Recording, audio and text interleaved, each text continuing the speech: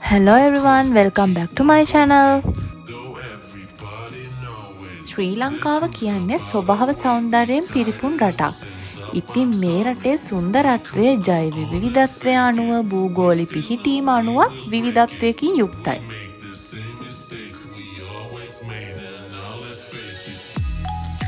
අද අපි මේ යන්න හදන ප්‍රදේශය දූපත් 64කින් යුක්ත ඒ වගේම කඩොලාන පරිසර පද්ධතියකට උරුමකම් කියන ජෛව විවිධත්වයෙන්ද යුක්ත ප්‍රදේශයක්. මාදුගඟ සහ ඒ අවට අසිරිය නරඹන්න මගෙත් එක්කම රැඳිලා ඉන්න මං ඔයාලට ආරාධනා කරනවා. මාදුගඟ පිහිටලා තියෙන්නේ ලංකාවේ හොඳම සංචාරක ඉසව්වක. ගාල්ල දිස්ත්‍රික්කයට තමයි අයිති වෙන්නේ. එක පැත්තකින් බලපිටිය අනිත් පැත්තෙන් කරන්දෙනිය. ඒ අතරින් තමයි මාදුගඟ ගලා බසින්නේ. ලංකාවේ දිගම ගඟ තමයි මහවැලි ගඟ. ඊට පස්සේ එතනින් දෙවන ස්ථානය හිමි කරගන්නේ මාදුගඟ. මාදුගඟේ දූපත් 64ක් පමණ තිබිලා තියෙනවා. ජල මට්ටම ඉහළ යාම, එක ළඟ ඇති කුඩා දූපත් යාවීම, පස ඛාදනය වීම යන හේතු නිසා දූපත් ප්‍රමාණය දැනට අඩු වෙලා තියෙනවා.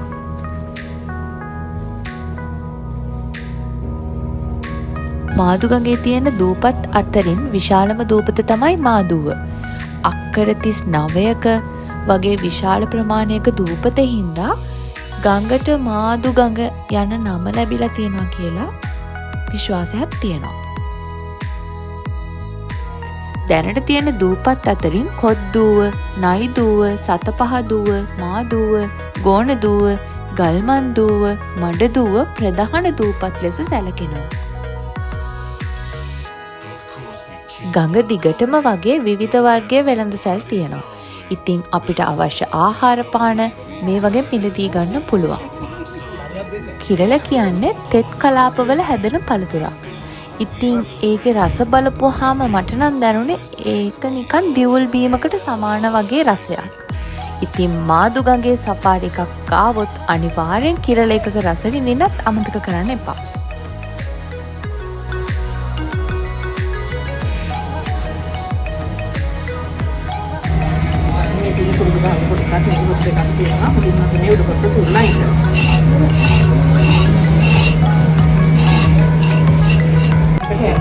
දැන් අපි ඇවිත් ඉන්නේ තවත් දූපතකට. මෙතන ඉන්න අය කුරුඳු ශාකය තමන්ගේ ආදායම් මාර්ගය බවට පත් කරගෙන තමයි තියෙන්නේ.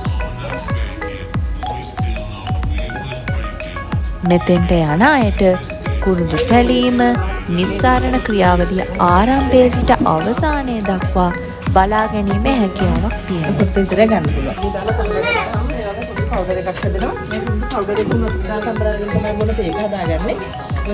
ඒ වගේම තමයි කුරුඳු සම්බන්ධ සියලුම නිෂ්පාදන ඉතාමත් අඩු මිලකට අපිට මෙතනදී මිලදී ගන්නත් පුළුවන්කමක් තියෙනවා. කුඩාම දූපත තමයි සතපහ දුව. දූපතේ හැඩය නිසා, ඒ කියන්නේ සතපහක හැඩයක් ගත්ත නිසා දූපතට සතපහ දුව යන නම ලැබිලා තියෙනවා කියලා විශ්වාසයක් තියෙනවා. අනෙත් කාරණාව තමයි මේ තියෙන පුංචි කෝවිල හදන්න සතපහක් ඒ කාලේට අනුව සතපහක මුදලක් වැය වෙලා තියෙන නිසා සතපහ දුව යන නම ලැබිලා තියෙනවා කියලාත් විශ්වාසයක් තියෙනවා. කොහොම වුණත් මේ කෝවිල අවුරුදු 100ක් වගේ පරණයි කියලා තමයි ජනප්‍රවාදවල තියෙන්නේ. නමුත් දැනටත් නටබුන් විදිහට දේව රූප කිහිපයක් අපිට බලා ගන්න පුළුවන්.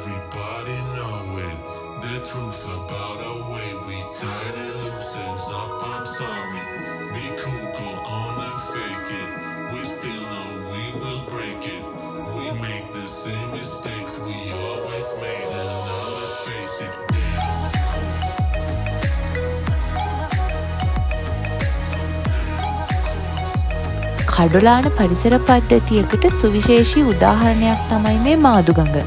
බෙරළිය, රත්මිල්ල, කිරළ, එළකඩොල්, මල් කඩොල් වගේ බොහෝ කඩොලාන ශාක වලින් මේ පද්ධතිය ඉතාමත් පොහොසත්. ඒ අතරනොත් රත්මිල්ල කියන ශාකය මාදුගඟේ අවට පරිසර පද්ධතියට පමණක් ආවේනික ශාකයක්. ඉතින් ඒ මාදු ගංගාවට ආවොත් විතරයි රක්මිල්ල අපිට දැක ගන්න ලැබෙන්නේ. ඒ නිසා වඳවීමේ තර්ජනයට ලක්වුණ ශාකයක් ලෙස නම් කරලා තියෙනවා. ඒ වගේම මේ ශාකයට හානි කරොත් ඒක නීතියට අනුව දඬුවම් ලැබිය හැකි වරදක් ලෙස තමයි සැලකන්නේ.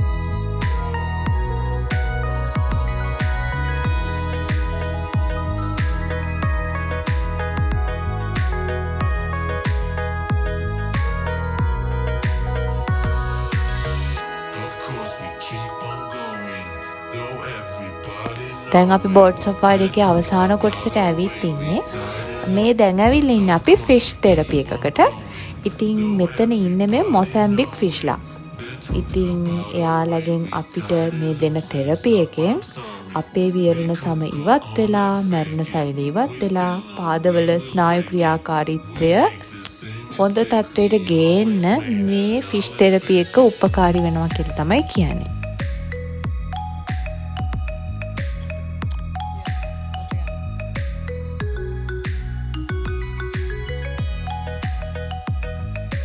මට අන්තිමේටම කියන්න තියෙන්නේ ට්‍රැවලර් කෙනෙක් අනිවාර්යෙන්ම එන්න ඕන ප්‍රදේශයක් තමයි මේ මාදුගඟ සහ අවට පරිසරය නරඹන්න. මොකද එය ජලජ ජීවීන්ගේ වාසස්ථානයක්. දුර්ලභ ගණයේ ශාක, සංචාරක කුරුළු විශේෂ, ඒ වගේම සමනල වර්ග, ශීරපායි සතුන්, විසිතුරු මසුන් අපිට බලා ගන්න පුළුවන් එකම ස්ථානයකින් මෙතෙන්ට ආවොත්.